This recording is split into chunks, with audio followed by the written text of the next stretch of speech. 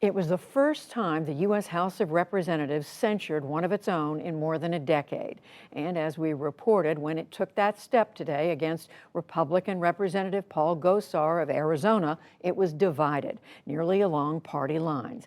Lisa Desjardins has been following this all day, and she joins me now. So, Lisa, hello. Tell us more about what was in this video that he posted, and why did Democrats feel he should be censured? This video was posted by Representative Gosar on his Twitter feed and other places, and it stayed up for 3 days.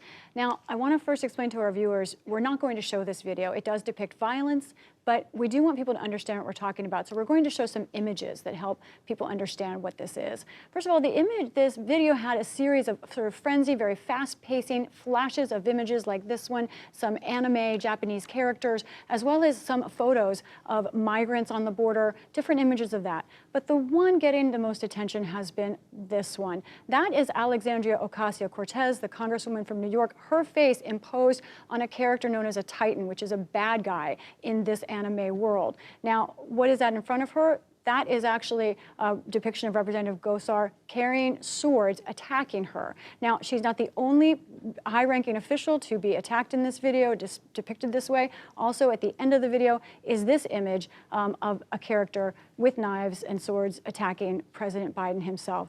So Democrats said in their censure resolution, this has gone too far. This is violence against public officials and members of Congress, and they voted largely, all the Democrats and 2 Republicans, that he needed to be censured, which means he had to face the House of Representatives, and also he has been stripped of his committee positions. And we see that there were only 2 Republicans who voted with the Democrats on the censure, Congresswoman Cheney, Congressman Kinzinger. How is Congressman Gosar defending what he did, and what about Republican Party leadership? What are they saying? Right. From the House floor today, we heard 2 very different looks at what's happening here. I want to first talk about what Representative Ocasio-Cortez said is going on. Here's what she said on the House floor today. It's pretty cut and dry.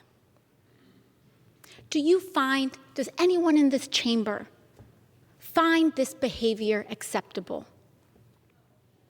Would you allow depictions of violence against women, against colleagues? Would you allow that in your home? Do you think this should happen on a school board? In a city council? In a church? And if it's not acceptable there, why should it be accepted here?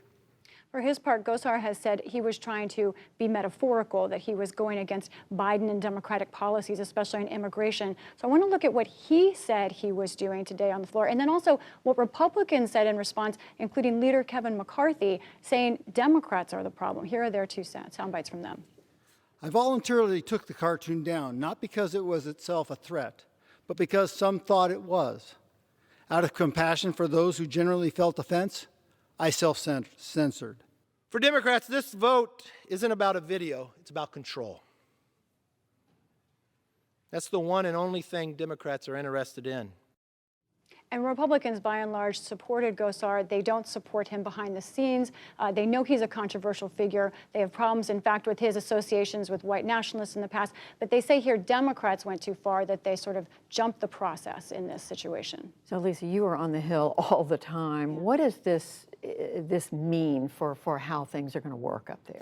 I want to say Republicans and Democrats alike, by and large, behind the scenes, see Representative Gosar sometimes as a joke. I heard a Republican today told me they see him as a whack job, someone they don't respect. However, this was a serious video, and Democrats who have just come through January 6th, like all of us, are very concerned about messages of violence. And remember, in the last 10 years alone, Judy, we've had 2 members of Congress shot, Gabrielle Giffords and then Steve Scalise, because of an atmosphere in this country.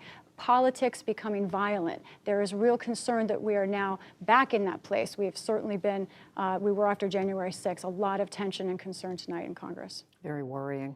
Lisa Desjardins, thank you very much. You're welcome.